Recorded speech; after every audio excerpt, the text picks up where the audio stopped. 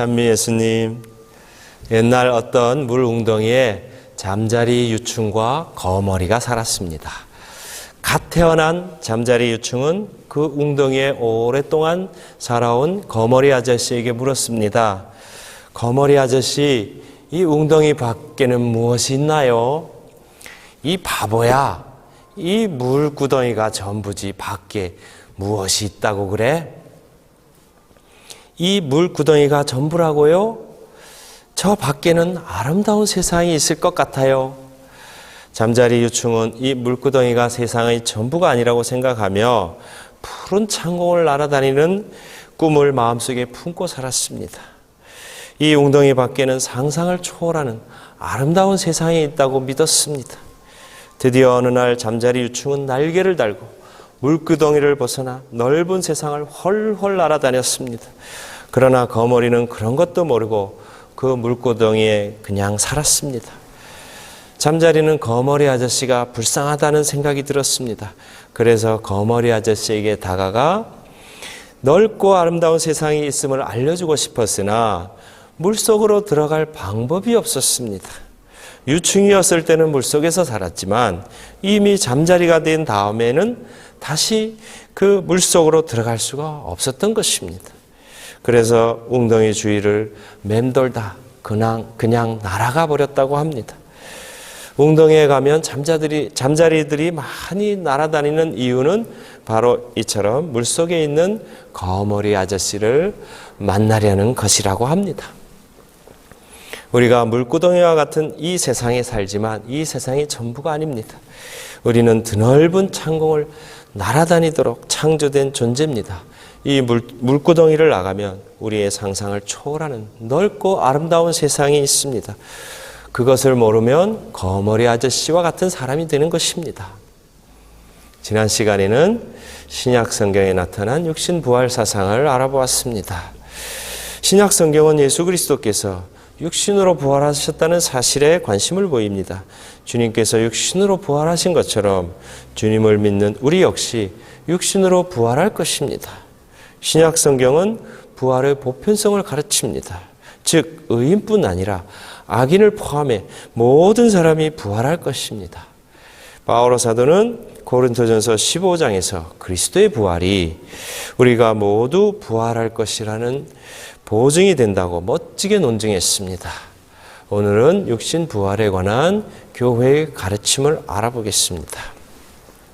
사도신경은 죽은 이들의 부활이라는 표현보다는 육신의 부활이라는 표현을 선호합니다.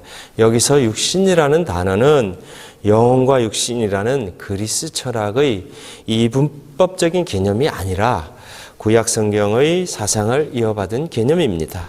지상에 사는 미약한 인간을 육신이라는 단어로 표현한 것입니다.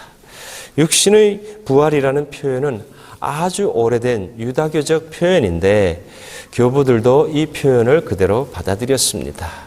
따라서 육신의 부활은 인간의 부활을 뜻하는 말입니다.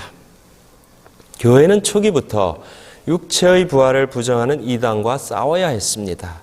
특별히 3세기의 오리제네스가 영지주의자들과 그리스 철학자들을 공박했습니다.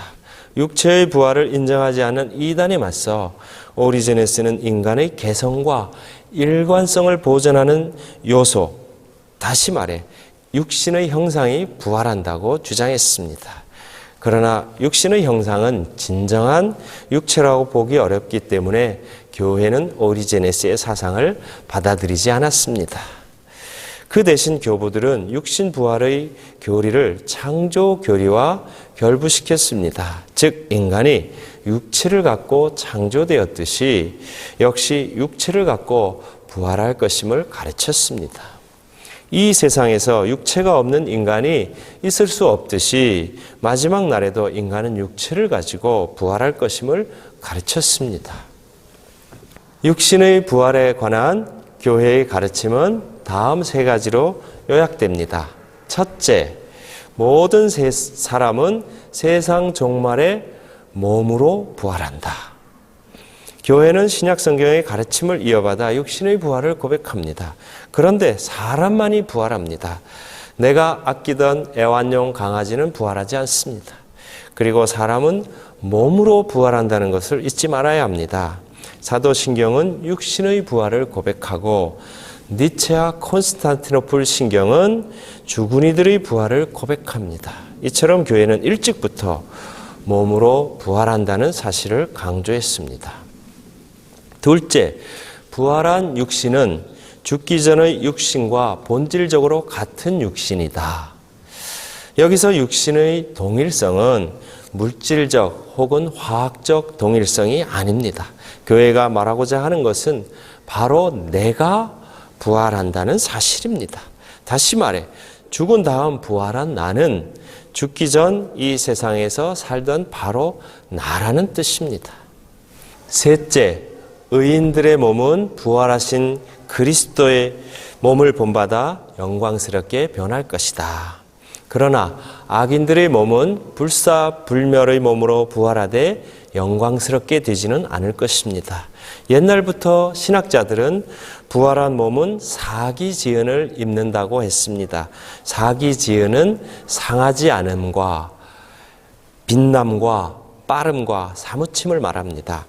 그러나 이것은 부활한 육체의 영광을 설명하려는 학자들의 가설일 뿐 교회의 공식적인 가르침은 아닙니다. 이상으로 육신의 부활에 관한 교회의 가르침을 살펴보았고 다음 시간에는 중간 상태를 알아보겠습니다.